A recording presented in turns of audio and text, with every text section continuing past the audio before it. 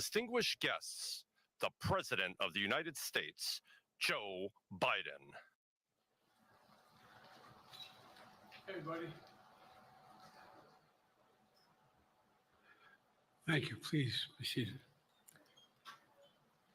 Well, good evening.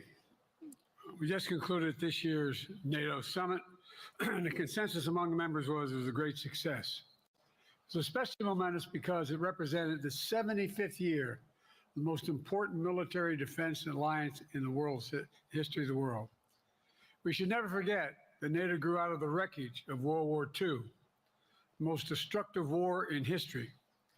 The idea was to create an alliance of free and democratic nations that would commit themselves to a compact of collective defense. Standing together, they knew we'd all be safer. An attack on one would be treated as an attack on all. And it's worked because a would-be aggressor knows if they attack one of us, they'll be attacked by all of us. Sending that message is the best way to deter aggression and prevent wars in the first place. For those who thought NATO's time had passed, they got a rude awakening when Putin invaded Ukraine. Some of the oldest and deepest fears in Europe roared back to life because once again, a murderous madman was on the march. But this time, no one cowered in appeasement, especially the United States. We collected intelligence that Russia was planning to invade Ukraine months before the invasion. I directed the intelligence community to be a significant amount of intelligence be declassified so I could start building an international coalition to oppose the invasion. Then in February, some of you remember, I warned the world that the invasion was imminent. I rallied a coalition of 50 nations from Europe to Asia to help Ukraine defend itself. Many foreign policy experts thought as Putin amassed Russian forces just 100 miles north of Kyiv, the capital of Ukraine, but Putin thought it was the mother home of Russia. The capital would fall in less than a week. But the Ukrainian people, backed by a coalition to help build, stopped them. Today, Kyiv still stands, and NATO stands stronger than it has ever been. During the week of this summit, several heads of states made it a point in their statements to thank the United States and to thank me personally for all that NATO has achieved. NATO is not only stronger, NATO is bigger because we led the charge to bring in Finland and Sweden into the alliance, and it makes a gigantic difference. Excuse me. Meanwhile, my predecessor has made it clear he has no commitment to NATO. He's made it clear that he would feel no obligation to honor Article 5. He's already told Putin, and I quote, "Do whatever the hell you want." In fact, the day after Putin invaded Ukraine, here's what he said. It was genius. It was wonderful. Some of you forgot that, but that's exactly what he said. But I made it clear, a strong NATO is essential to American security. And I believe the obligation of Article 5 is sacred. And I would remind all Americans, Article 5 is invoked only once in NATO's long history, and that was to defend America after 9/11. I made it clear that I will not bow down to Putin. I will not walk away from Ukraine. I will keep NATO strong. That's exactly what we did, and exactly what we'll continue to do. Now, the future of American policy is up to the American people. This is much more than a political question. It's more than that. It's a national security issue.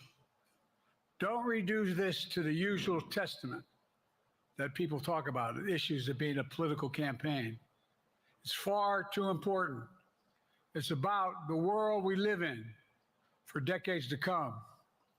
Every American must ask herself or himself, is the world safer with NATO? Are you safer? Is your family safer? I believe the American people know the answer to all those questions is yes. And I believe the American people understand that America is stronger because of our alliances.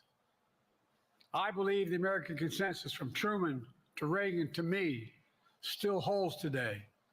America cannot retreat from the world. We must lead the world. We're an indispensable nation, as Madeleine Albright wrote. Now let me turn to three other key issues. Just this morning, we had a great economic report showing inflation is down. Overall prices fell last month. Core inflation is the lowest it's been in 3 years. Prices are falling for cars, appliances, and airfares. Grocery prices have fallen since the start of the year. We're going to keep working to take down corporate greed to bring those prices down further. Meanwhile, Trump's calling for a 10% tariff on everything Americans buy, including food from overseas, vegetables, and other necessities. And economists tell us that would cost the average American working family another $2,500 a year. It's a tax of $2,500 a year. Second, our efforts to secure the border, southern border, is working. After Trump killed the bipartisan effort to secure the border, Republicans and Democrats had worked on, because he thought it would benefit me and make him a loser, Republicans walked away. So I took executive action last month. As a consequence, working with Mexico, border encounters have gone down over 50%. The current level is lower today than when Trump left office. Third, for months, the United States has been working to secure a ceasefire in Gaza, to bring the hostages home, to create a path for peace and stability in the Middle East. 6 weeks ago, I laid out a detailed plan in writing. It was endorsed by the UN Security Council, the G7. That framework is now agreed on by both Israel and Hamas. So I sent my team to the region to hammer out the details. These are difficult, complex issues. There's still gaps to close. We're making progress. The trend is positive, and I'm determined to get this deal done and bring an end to this war, which should end now. Let me conclude where I began. We're the United States of America. We are the indispensable nation. Our leadership matters. Our partnerships matter. This moment matters. We must rise to meet it. With that, I'll take your questions. I've been given a list of people to call on here. Reuters, Jeff Mason.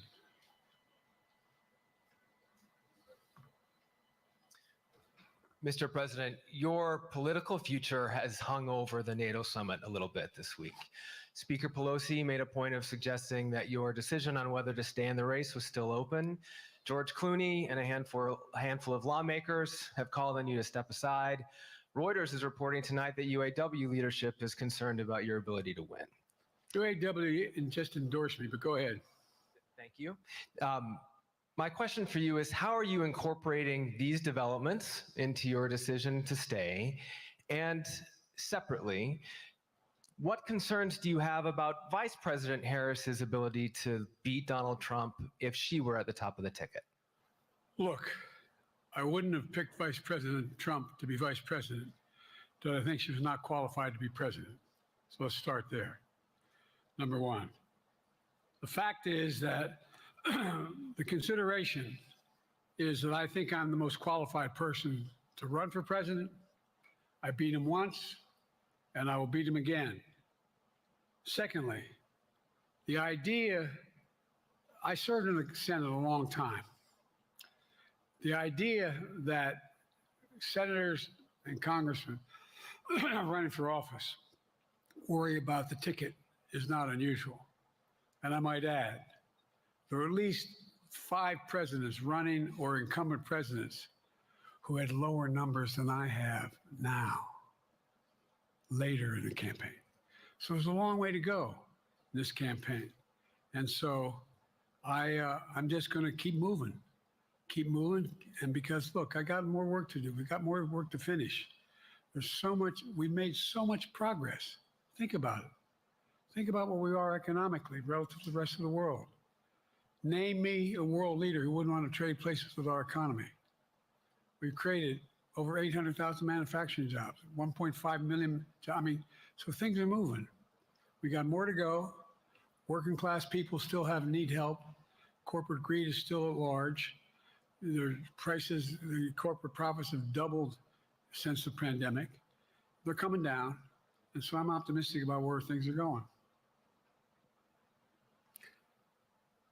Danny Kemp, AFP. Thanks.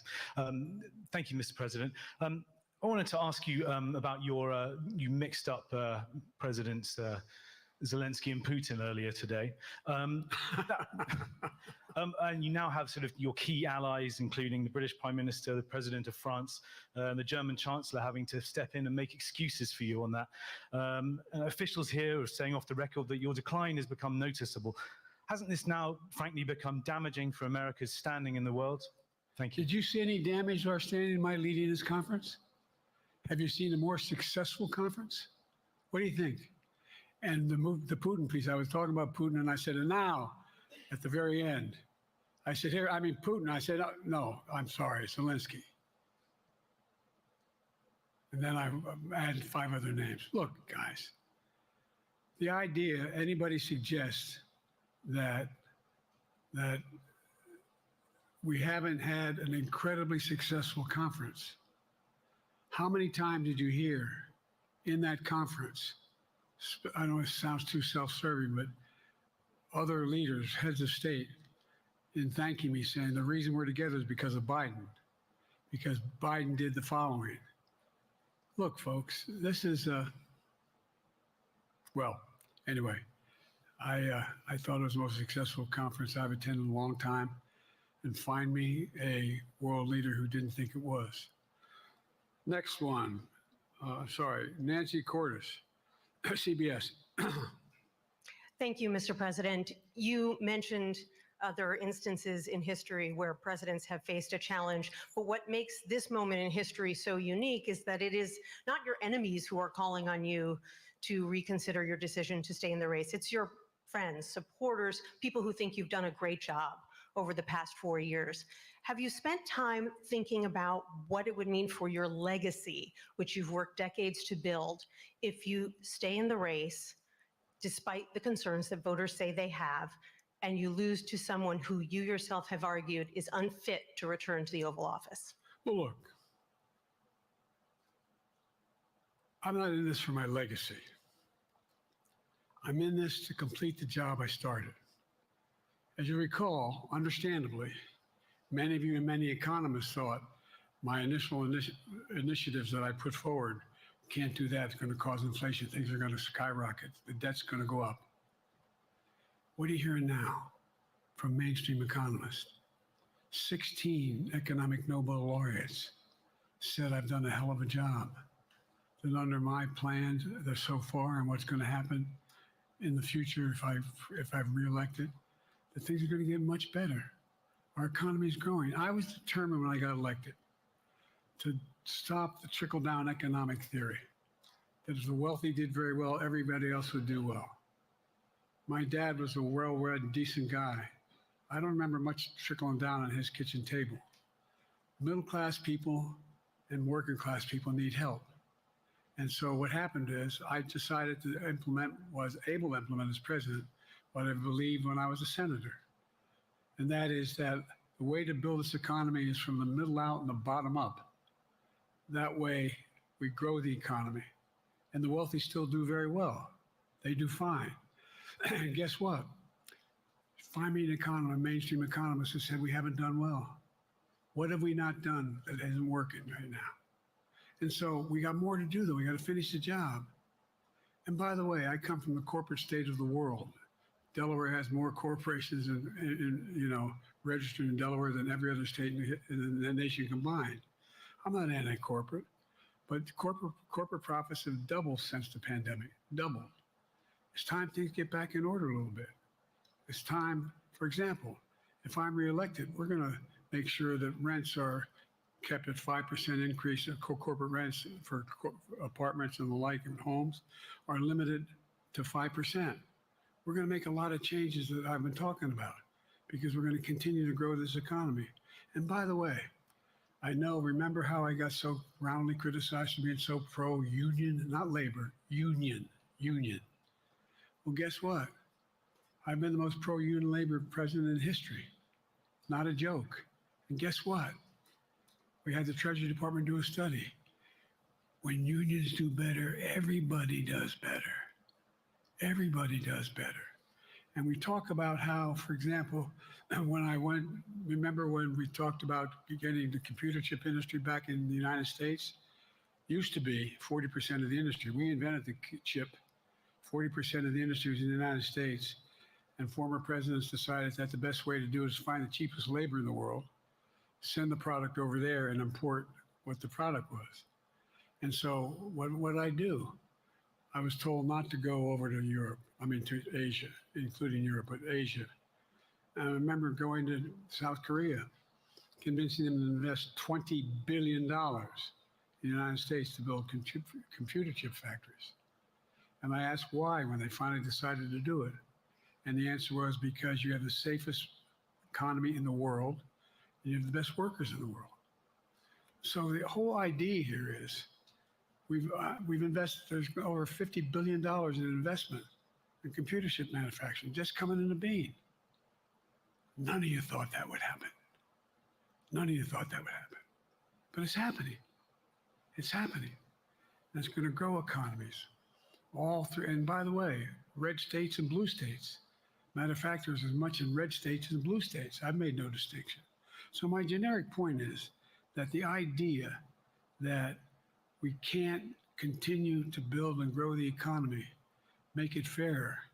And like I said, from my standpoint, when the middle class does well, that's when the whole economy grows.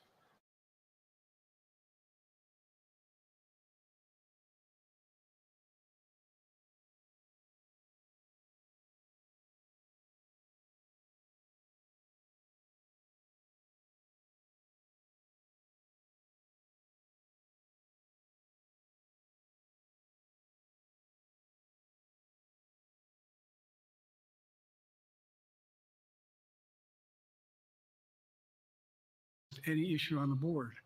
This was a hell of a prosecutor.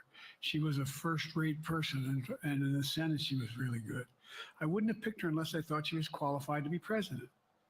From the very beginning, I made no bones about that. She is qualified to be president. That's why I picked her. Felicia Schwartz, Financial Times. Thank you, Mr. President. Presidency is the most straining job in the world, and it's 24/7. How can you say you'll be up for that next year, in 2 years, in 4 years, given the limits you've acknowledged that you have today? The limits I've acknowledged I have? There's been reporting that you've acknowledged that you need to go to bed earlier and your evening around 8. That's not true. Look, what I said was, instead of my every day starting at 7 and going to bed at midnight, it'd be smarter for me to pace myself a little more. And I said, for example, the 8, 7, 6 stuff, instead of starting a fundraiser at 9 o'clock, start at 8 o'clock. People get to go home by 10 o'clock. That's what I'm talking about. I'm not talking about, and if you looked at my schedule since I made that stupid mistake in the campaign, in the debate, I mean, my schedule has been full bore. I've done, where's Trump been? Riding around in his golf cart, filling out his scorecard before he hits the ball? I mean, look, he's done virtually nothing. And I have, I don't know how many, don't hold me to it, roughly 20 major events. Some of them with thousands of people showing up. And so I just think it's better. I always have an inclination, whether I was playing sports or doing politics, just to keep going, not stop. I just got to just pace myself a little more. Pace myself. And the next debate, I'm not going to be traveling into 15 time zones a week before. Anyway, that's what it was about. That's what it was about. And by the way, even with that, I love my staff, but they add things all the time, at the very end. I'm catching hell from my wife for that. Anyway.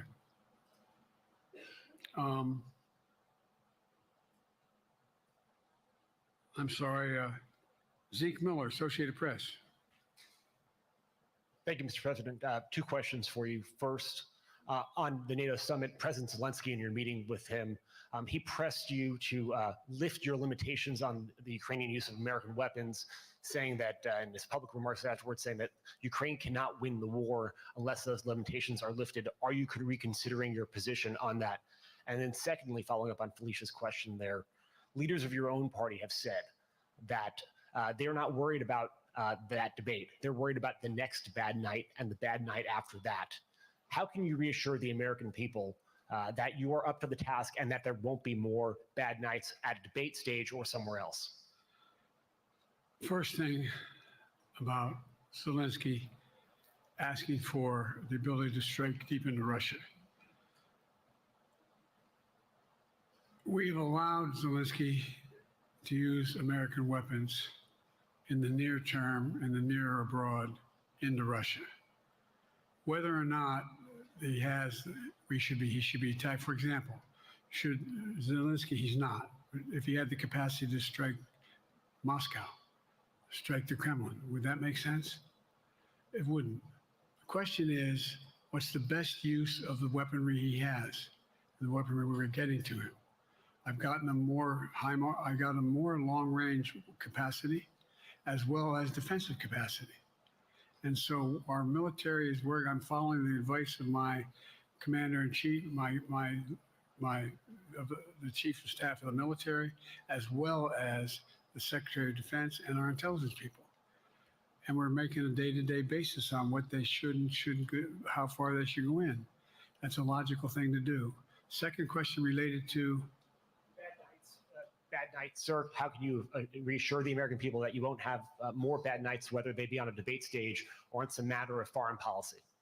Well, I tell you what, the best way to assure them is the way I assure myself. And that is, am I getting the job done? Am I getting the job done? Can you name me somebody who's gotten more major piece of legislation passed in 3.5 years? I created 2,000 jobs just last week. So if I slow down, I can't get the job done. That's a sign that I shouldn't be doing it. But there's no indication of that yet. None. What do we got here?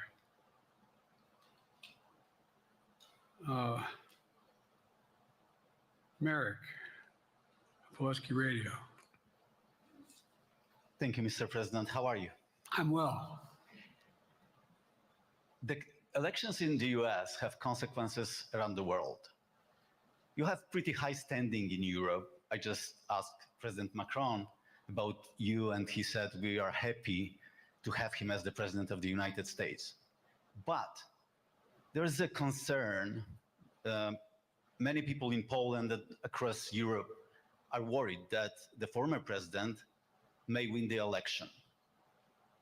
And there's a lot of concern that Donald Trump may weaken NATO, stop supporting Ukraine, or push Ukraine to give up territories to Russia. They're correct. And yourself was warning just 2 minutes ago about it.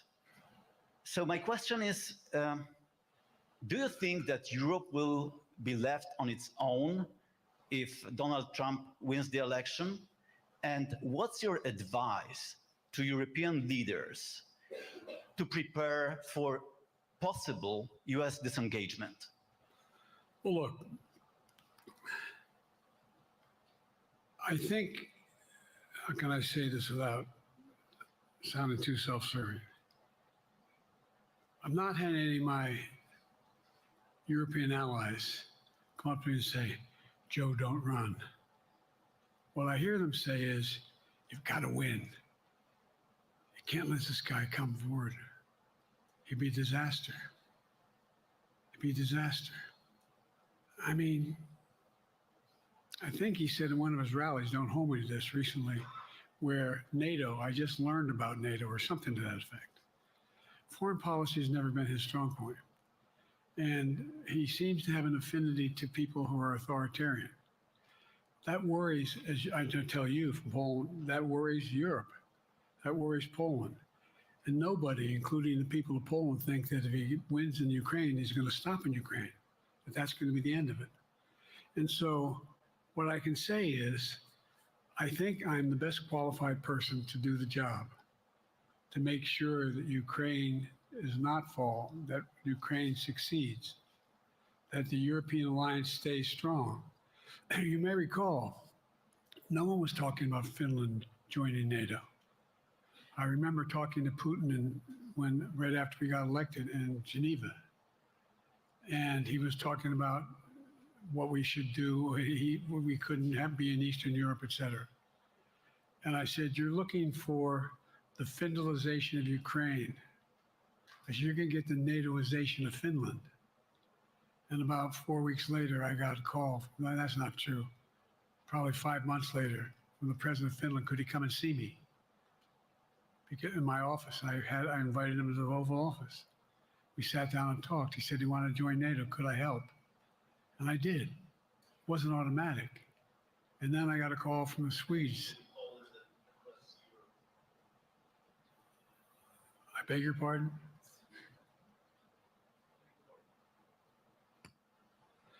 And so Finland joined NATO, 800-mile border is a significant, and they were already allies, but they weren't part of NATO. And you heard, I think you heard, maybe, I can't recall what he said in public there in our closed meeting, but he wouldn't mind being repeated. He said, we decided in Finland, the people of Finland decided they had to be part of NATO. It was in our interest because of the joint ability to be together, to dissuade any attack on Finland. And the same thing with Sweden. It took a lot of selling to some folks, particularly in Turkey and other places, to agree to the expansion.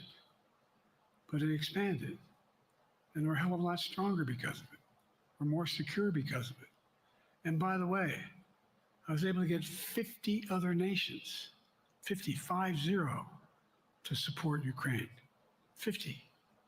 And we were able to bring about a coalition of Europe and Asia, Japan and South Korea. I just we talked about AUKUS, and we talked about the relationship between Australia, New Zealand, Japan, South Korea, the United States. We're making the world safer and stronger because we have to deal with the new arrangement that exists in the world. The Cold War is over. The post-war era is over. What is going to replace it? And I respectfully suggest I have a pretty good idea what that should be. I've convinced a lot of people to follow it, and we're just going to get stronger. David Sanger. Where's it? Thank you, Mr. President. Be nice, David. Mr. President, the NATO declaration that was issued yesterday was very notable because it described China as a decisive enabler of the war in Ukraine for its provision of critical goods to the Russians. That's part of a broader partnership that seems to have cemented in place in the past 2 or 3 years. I think one that you were a little bit doubtful of when we asked you about it some time ago. So I'd be interested to know whether you have a strategy now of trying to interrupt the partnership between China and Russia, and whether or not in a second term you would pursue that, if you could describe that strategy to us. And along the way, could you also tell us whether you think, just to follow up on Felicia's question, that if you were in a room with Vladimir Putin again, the way you were 3 years ago, or with President Xi, that a few years from now you will be able to go negotiate with them, handle them one-on-one?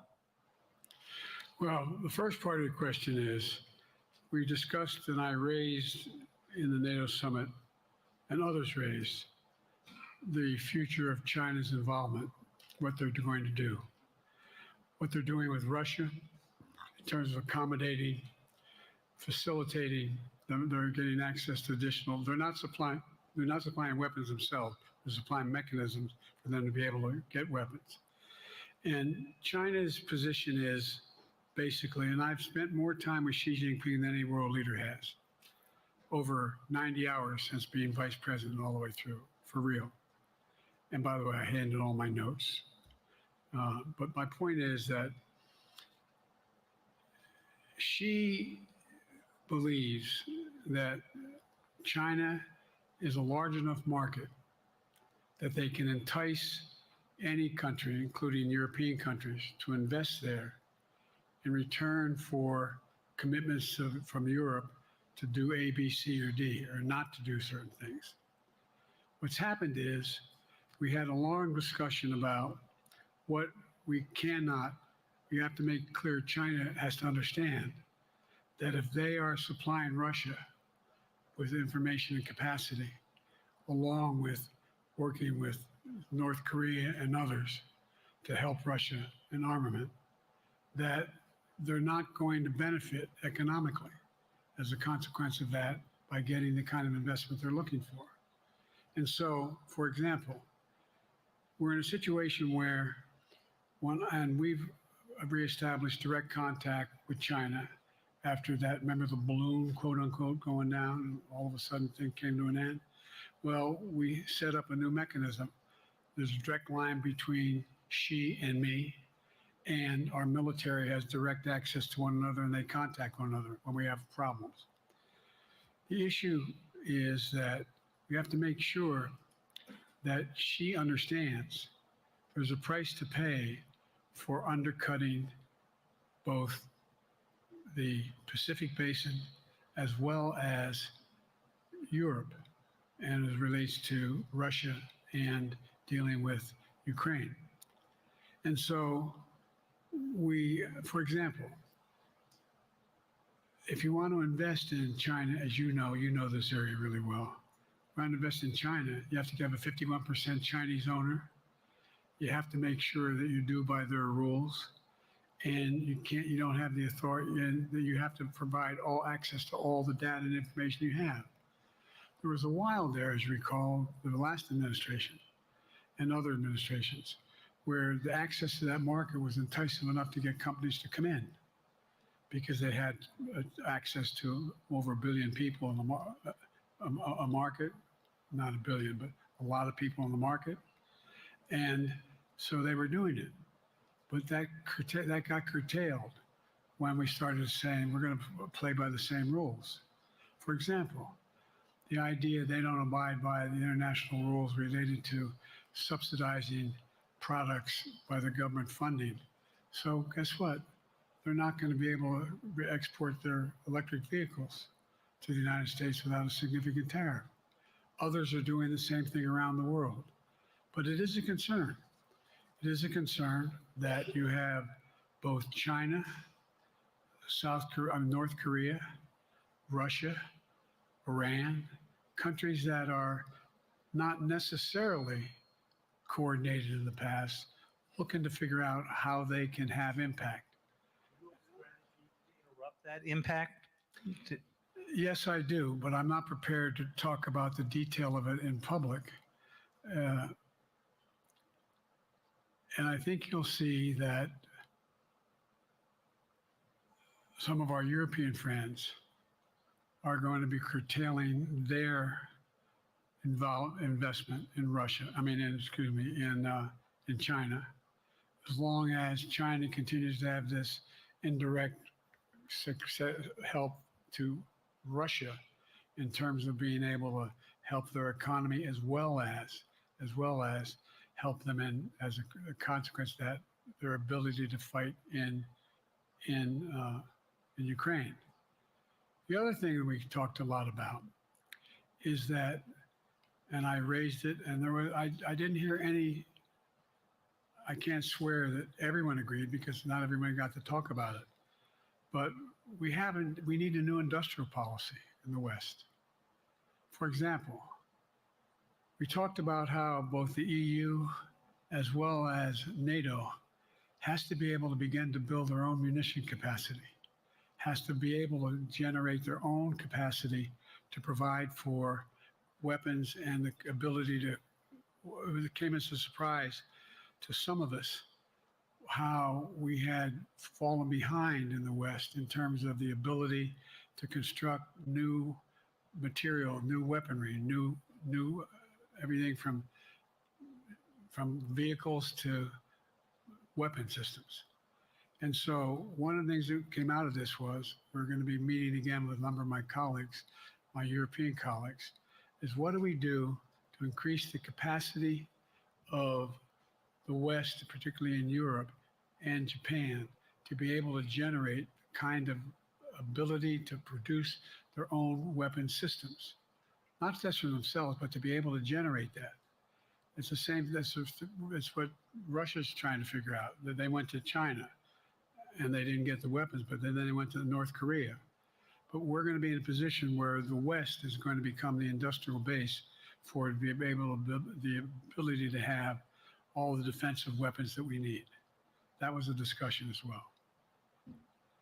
President, I'm not sure you answered on whether you would be ready to go deal with Putin and Xi 2 or 3 years from now. I'm ready to deal with them now and 3 years from now.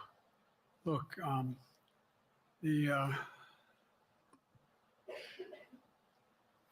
like I said, I'm dealing with Xi right now and direct contact with him. I have no good reason to talk to Putin right now. There's not much that he is prepared to do in terms of accommodating any change in his behavior. And but there isn't any world leader I'm not prepared to deal with. But I understand the generic point is Putin ready to talk? I'm not ready to talk to Putin unless Putin's ready to change his behavior.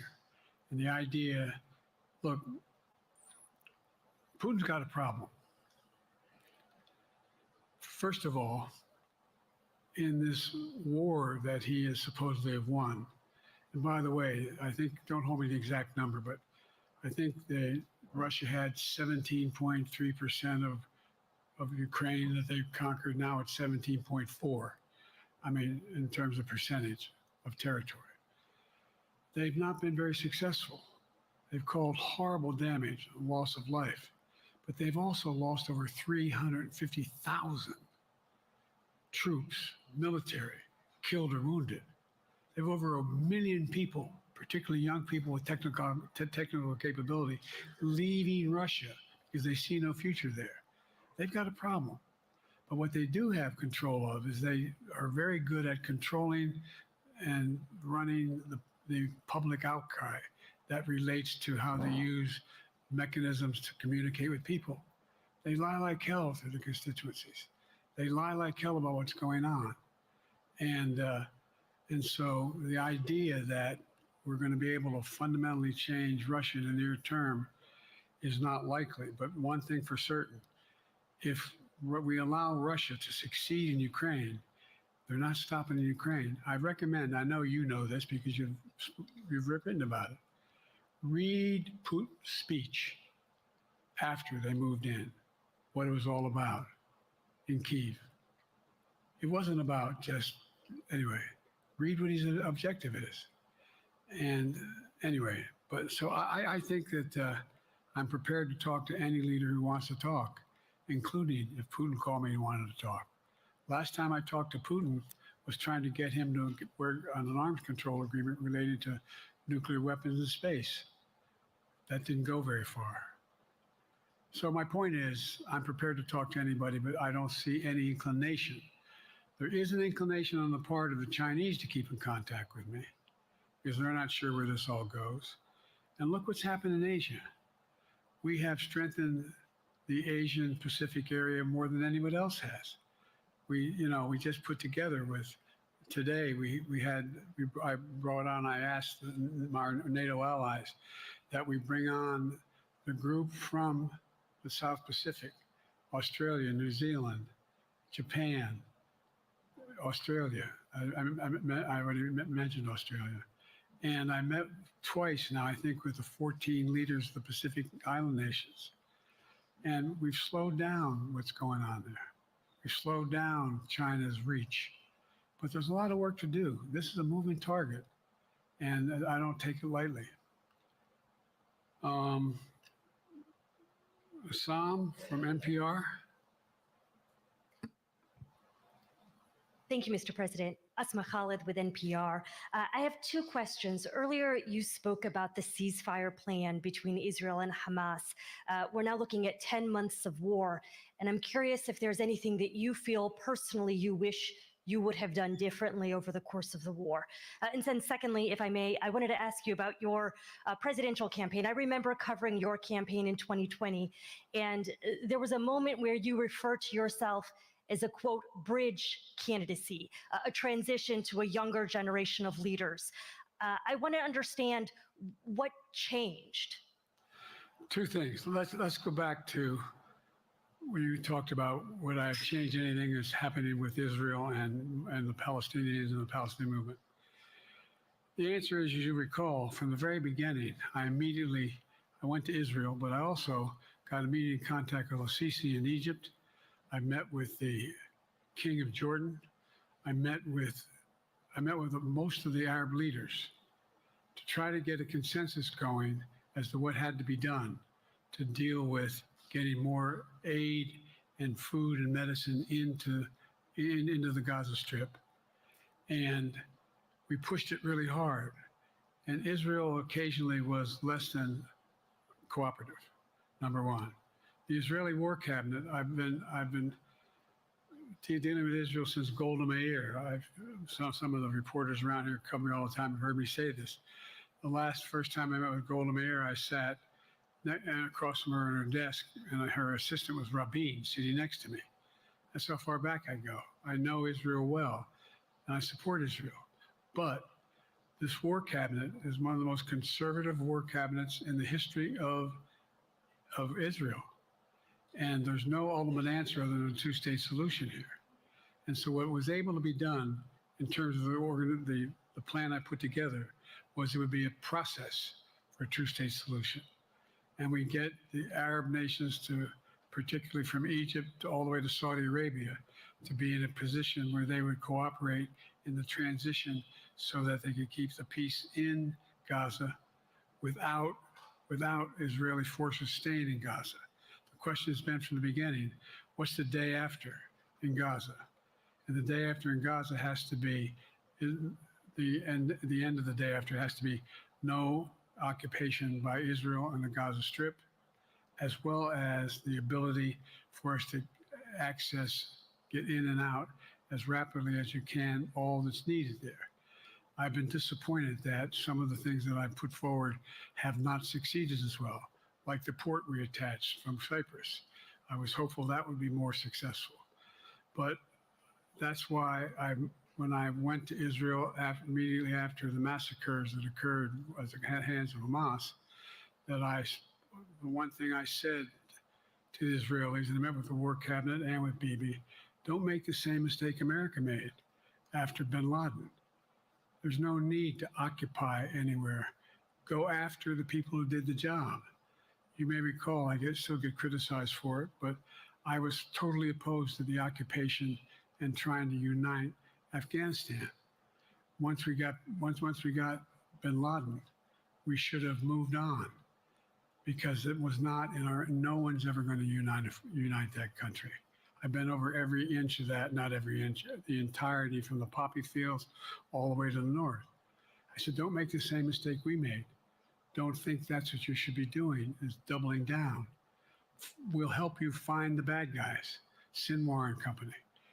And all this criticism about I wouldn't provide when the weapons they needed. I'm not providing them 2,000-pound bombs. They cannot be used in Gaza or any populated area without causing great human tragedy and damage. But remember what happened when you had the attack on Israel with rockets and ballistic missiles. I was able to unite the Arab nations as well as Europe, and nothing happened. Nothing got hurt. It sent an incredible lesson to what was going on from the Middle East. So there's a lot of things in retrospect I wish I had been able to convince the Israelis to do. But the bottom line is we have a chance now. It's time to end this war. Doesn't mean walk away from going after Sinwar and Hamas. And if you notice, you know better than most, there is a growing dissatisfaction on the West Bank from the Palestinians about Hamas. Hamas is not popular now. And so there's a lot of moving parts.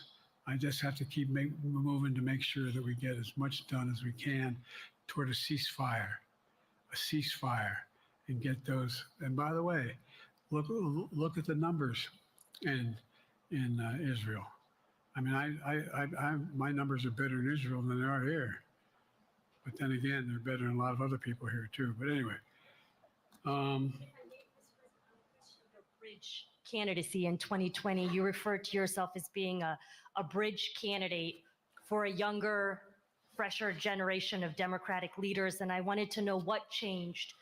What changed was the gravity of the situation I inherited in terms of the economy, our foreign policy, and domestic division. And I think, I won't put words in anybody's mouth. Most presidential historians give me credit for having accomplished more than most any president since Johnson and maybe before that to get major pieces of legislation passed. And what I realized was my long time in the Senate had equipped me to have the wisdom to know how to deal with the Congress to get things done. We got more major legislation passed that no one thought would happen. And I want to finish it, to get that finished. If tomorrow, if we had a circumstance where there was a lineup and I hadn't inherited what I did and we just moved things along, anyway, it's going to change. Last question. Haley Bull, Scripps. Or no, Josh Weingrove, I'm sorry, was the next one. I'll do two more questions. Thank you, Mr. President. Many of your colleagues, Democrats in the Hill, are watching tonight as they assess what they want to say about your candidacy.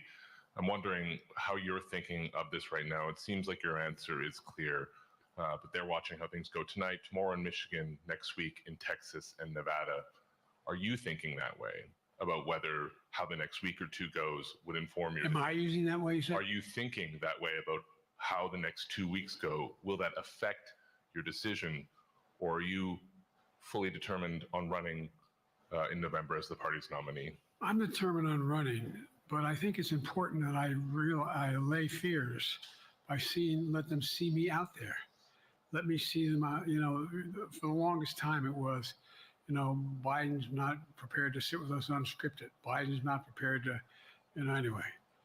And so what I'm doing is, and I've been doing, I think we've done over 20 major events from Wisconsin to North Carolina to demonstrate that I'm going out in the areas where we think we can win, where we can persuade people to move our way, or people are already there. And then look, the other thing is, we have the most extensive campaign organization of anybody's had in a long, long time.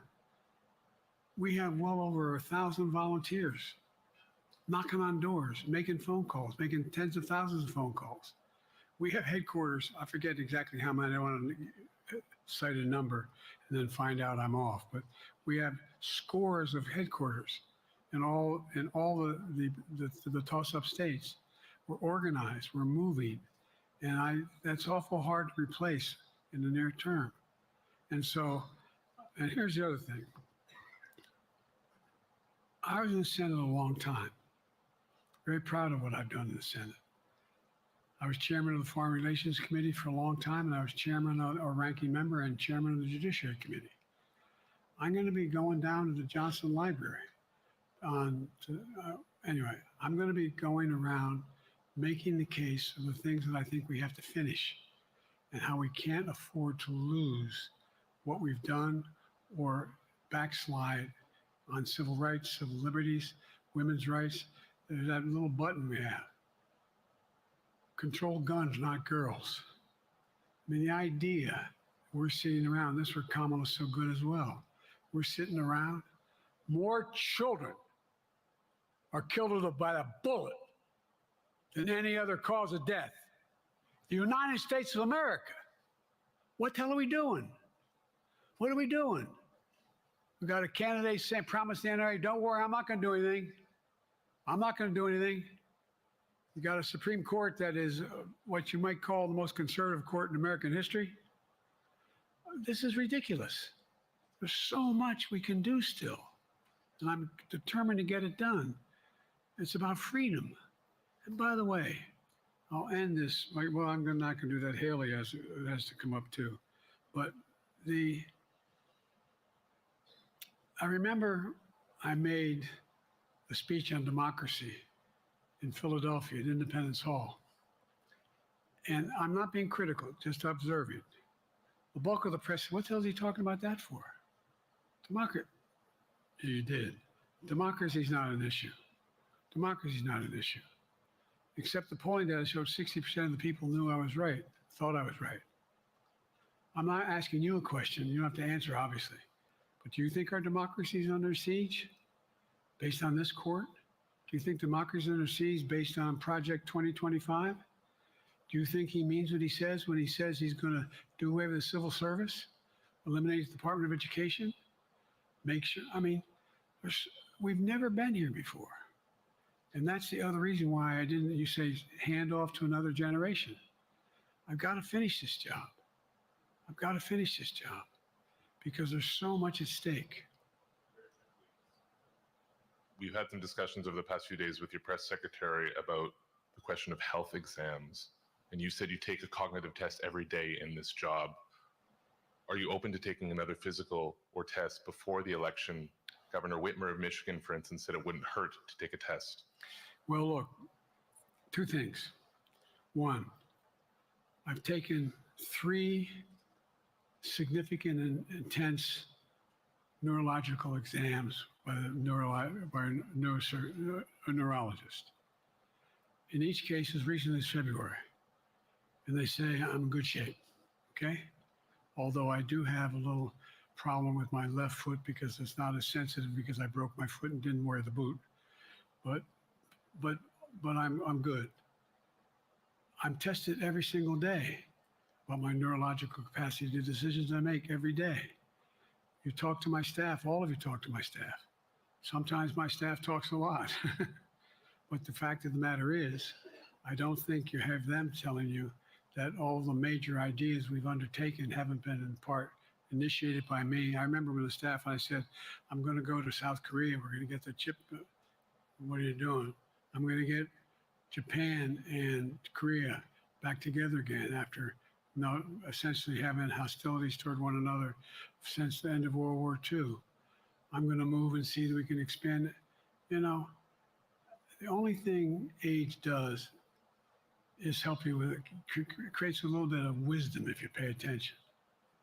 And so the point I'm making is, I think it's important that if the neurologist tells me he thinks I need another exam, and by the way, I've laid every bit of the record out.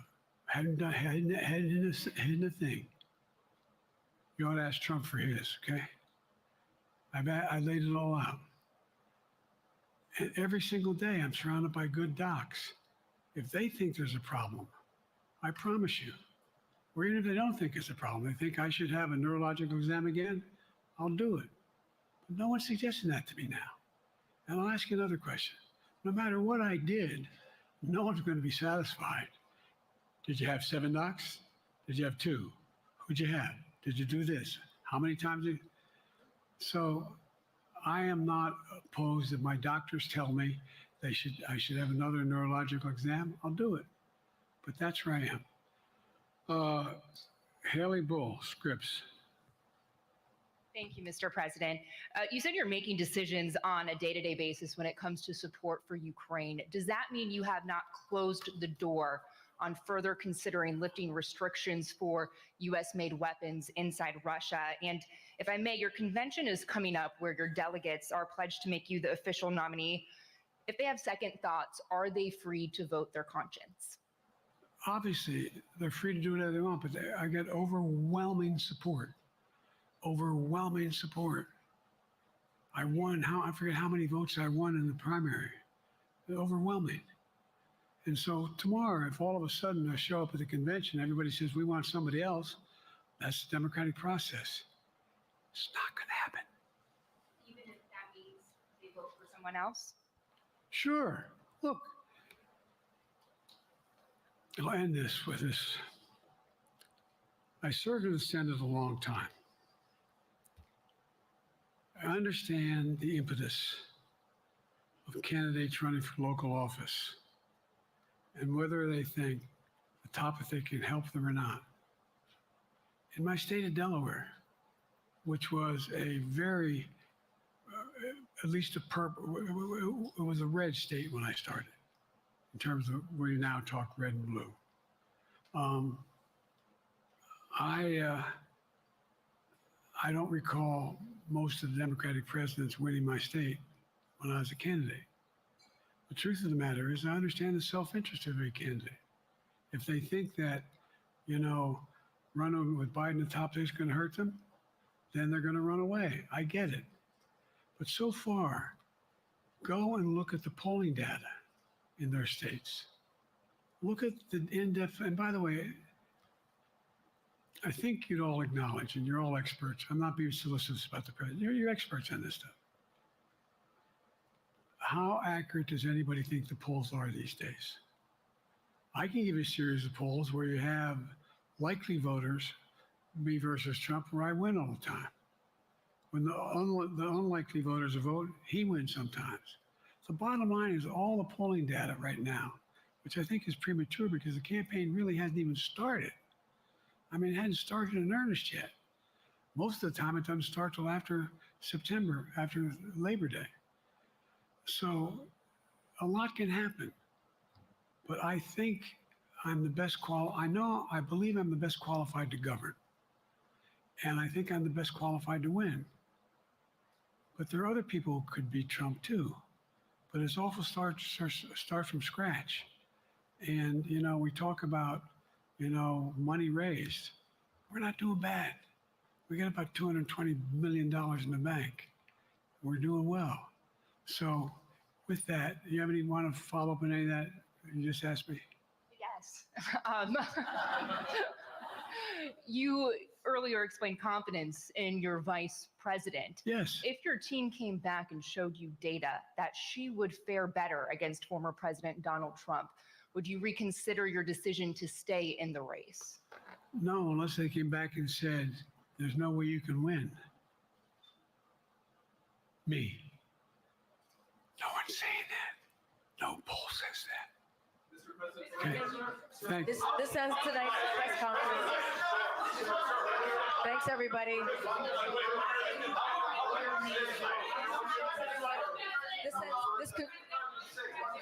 This concludes. Respectfully, earlier you misspoke in your opening answer. You referred to Vice President Harris as Vice President Trump. Right now, Donald Trump is using that to mock your age and your memory.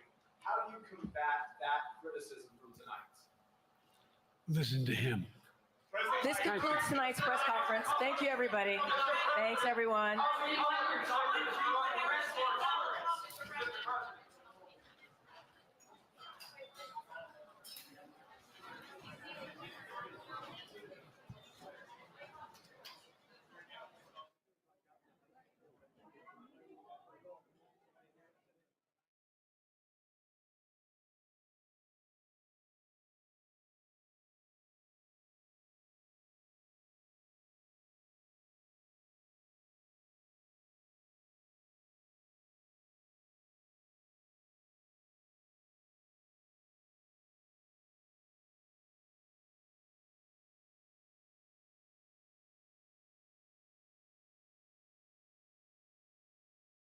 Ou voulez toujours été informé sur ce qui a passé en Haïti tant ou à l'étranger? Un seul rendez-vous. Zoom Haïti News à Caribbean Television Network.